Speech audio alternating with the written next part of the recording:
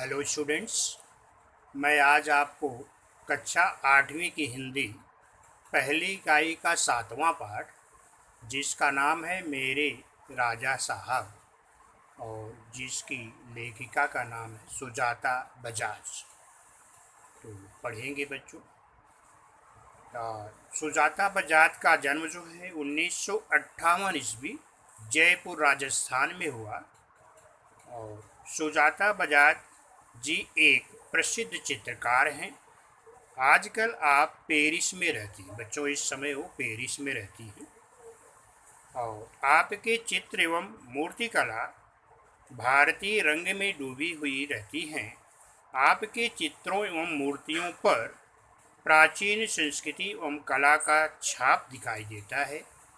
तो बच्चों, इनकी जो चित्र हैं, इनकी जो मूर्तियां हैं, उसमें प्राचीन समय की भारत की स्थिति दिखाई देती है। आपने अपनी कला में ऐसी दुनिया का सृजन किया है जिसमें सादगी भी है, सादगी माने सरलता है, और रंगीनी भी है, मतलब सरलता के साथ साथ रंग भी है, और खुशी भी है और गम भी है। इनके चित्र को देखने से अच्छा भी लगता है, सीधा साधा भी लगता है, और रंगीन भी दिखेगा, और इसमें खुशी का माहौल, प्रसन्नता भी दिखाई देता है, और गम भी दिखाई देता है, दुख भी दिखाई देता है। सुजाता द्वारा बनाए गए गणेश जी के चित्रों पर आधारित एक पुस्तक प्रकाशित है। उन्होंने गणेश की मूर्ति के आधार पर गणेश की चित्र बनाती हैं। प्रस्तुत पाठ में प्रसिद्ध चित्रकार सैयद हैदर रजा के बारे में लेखिका सुजाता बजाज ने अपने संस्मरण लिखी है। संस्मरण माने याद, अपनी याद में इन्होंने लिखा है। यहाँ राजा साहब की सर्वधर्म संभाव माने सभी धर्म को सम्मान देना, सभी धर्म को इज्जत देना, और मानव मात्र से प्रेम, और युवा कलाकारों को प्रोत्साहन, और उनकी जिज्ञासा वृत्ति, कृतियों के प्रति लगाव आदि गुणों को दर्शाया है। इस पाठ में एक सच्चे कलाकार के दर्शन होते हैं। इस पाठ के माध्यम से एक अच्छे सच्चे कलाकार के दर्शन माने देखने को मिलते हैं। अभी पाठ पर चलते हैं बच्चों।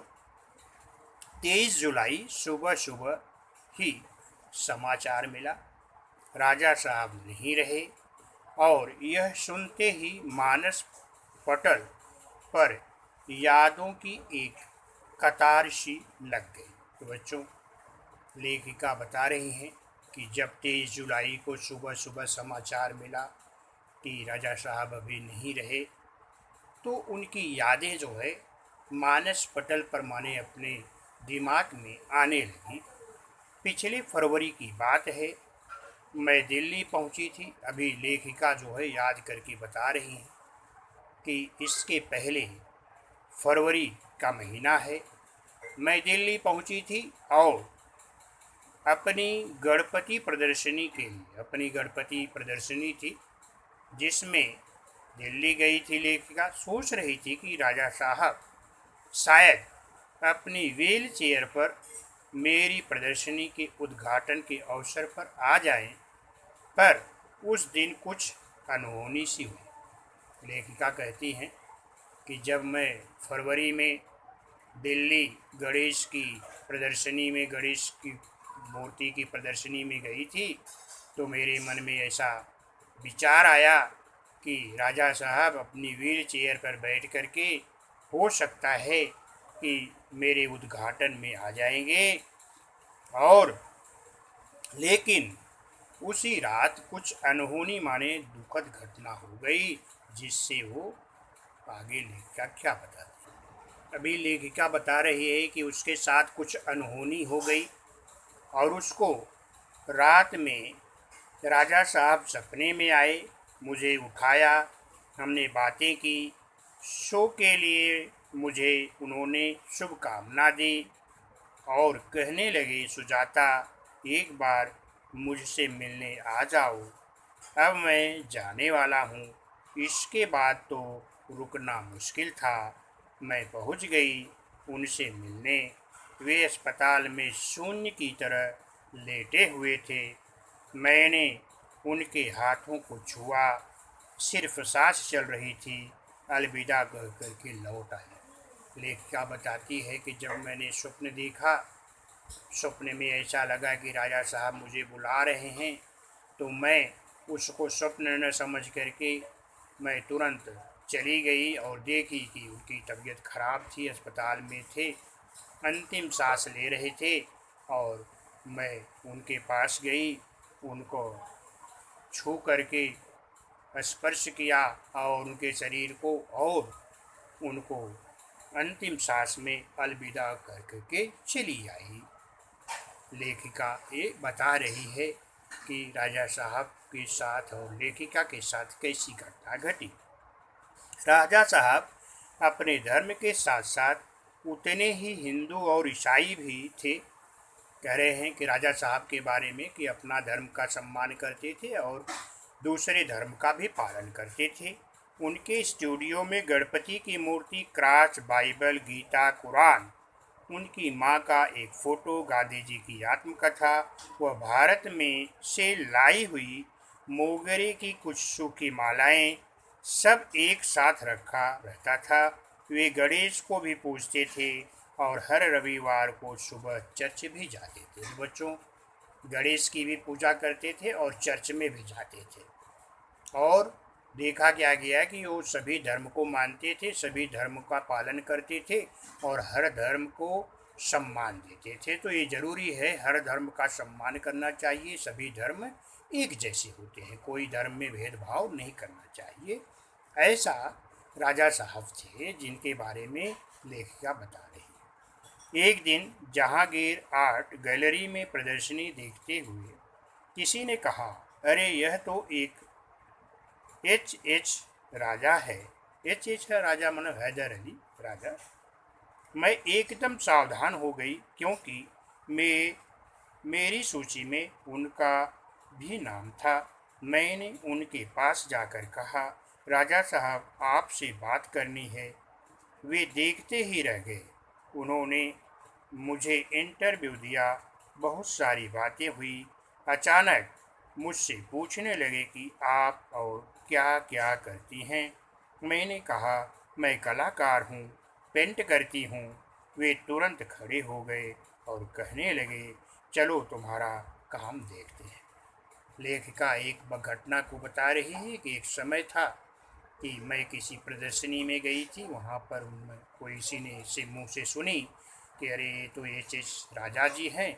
मैं तुरंत गई और उनसे बातें की, उनका इंटरव्यू ली और वो पूछे कि आप क्या करती हो। मैंने बताया कि मैं चित्र करती हूँ, चित्र बनाती हूँ, पेंटिंग करती हूँ। तो तुरंत बोले कि चलो तुम्हारे चित्र को देखते हैं। मैं सोच में पड़ गई, मेरा काम तो पूरे में है। उन्होंने बताया कि मैं तो काम पूरे में करती हूँ। उन्हें बताया तो बोले, चलो पुणे। वो कहते हैं कि ठीक है, मैं पुणे चलता हूँ। ताज होटल के सामने से हमने टैक्सी ली और सीधे पुणे पहुँचे। लेखा कहती, मैं ताज होटल से टैक्सी में बैठी और पुणे गई। उन्होंने मेरा काम देखा और फिर कहा, आपको पेरिस आना है, आपका भविष्य बहुत उज्जवल है।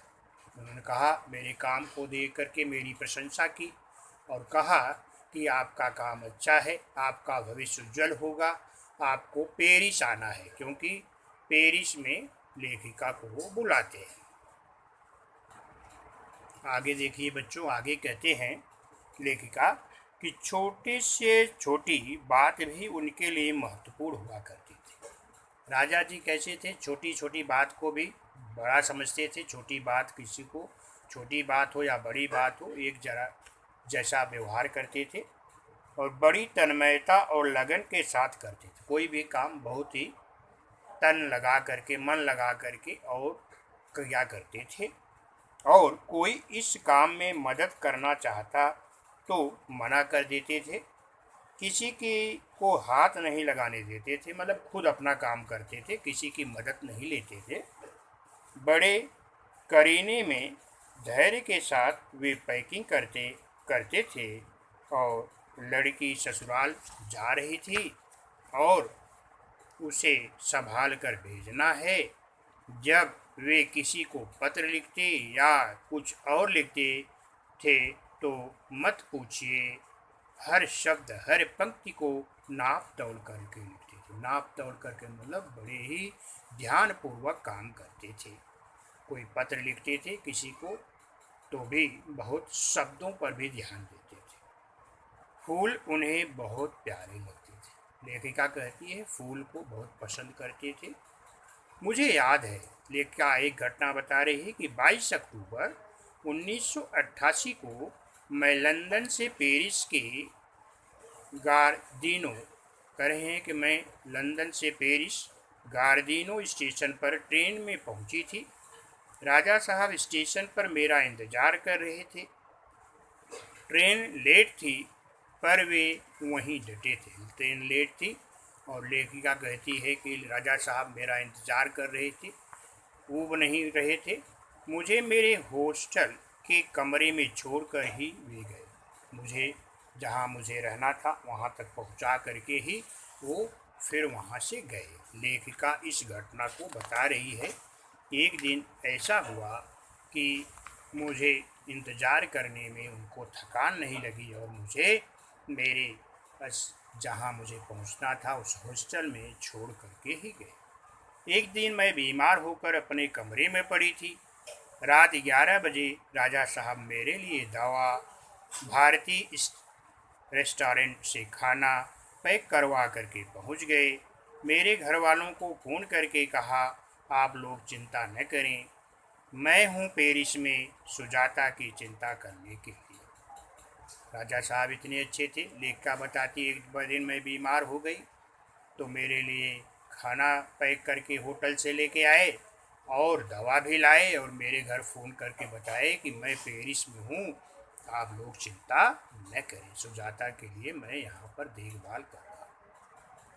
हर बार जब मैं या राजा साहब पेंटिंग पूरी करते तो सबसे पहले एक दूसरे को देखते थे। लेखिका कहती है जब पेंटिंग करते समय काम करते थे तो राजा साहब काम हो जाने पर एक बार मुझे देखते थे, मैं उनको देखती थी।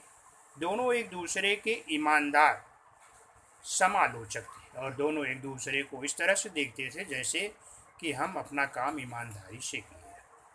हमने मुंबई, लंदन, पेरिस और न्यूयॉर्क के साथ साथ प्रदर्शनियाँ की, कभी कोई विवाद नहीं हुआ। कहते हैं लेखिका कहती है कि मैं उनके साथ मुंबई, लंदन, पेरिस, न्यूयॉर्क जगह जगह जा कर के प्रदर्शनी की चित्रों की, लेकिन कभी आपस में विवाद नहीं हुए, झगड़े नहीं हुए। यह उनके स्नेह और अपनेपन के कारण था।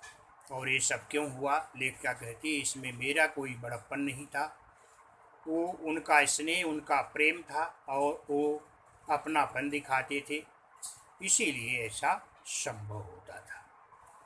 अभी आगे जो है लेखिका कहती है हिंदी उर्दू को हमेशा से ही बहुत अच्छी रही है उनके पास हिंदी और उर्दू दोनों अच्छी थी उनकी भाषा।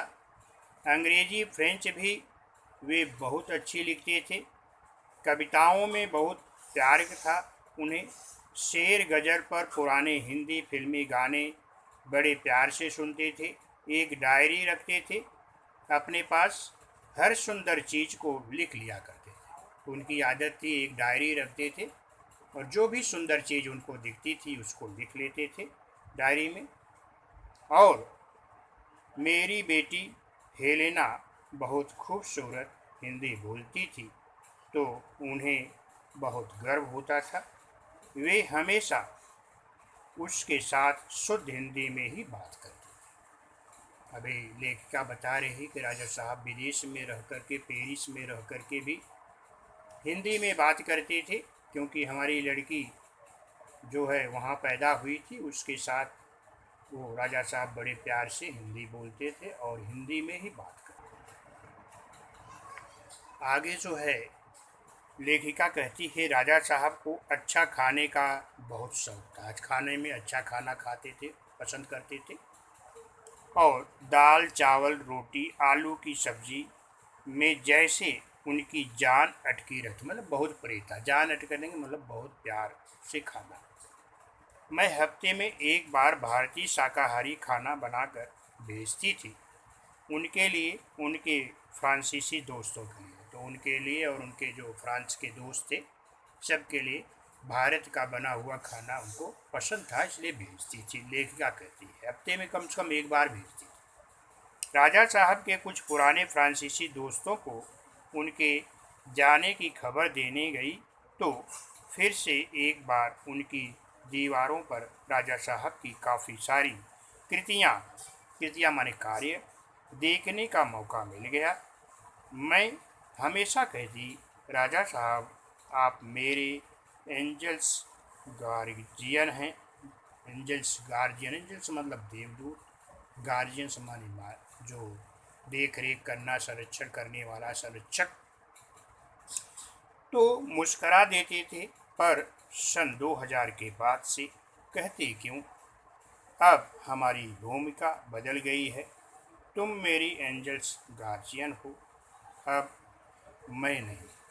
तो जब वो वृद्ध हो गए तो कहने लगे कि अब तुम मेरी देखभाल करने वाली हो, मैं नहीं। इस पाठ से लेखिका ने ये बताने का प्रयास किया है कि महान होते हुए भी छोटे लोगों का संपर्क कितनी अच्छी ढंग से व्यक्ति को करना चाहिए, और किसी के धर्म को अपना धर्म समझना चाहिए, सबके साथ मिलजुल करके रहना चाहिए, कोई भेदभाव नहीं करना चाहिए। इस पाठ से ये सीख मिलती है बच्चों। ये पाठ यहाँ पर समाप्त।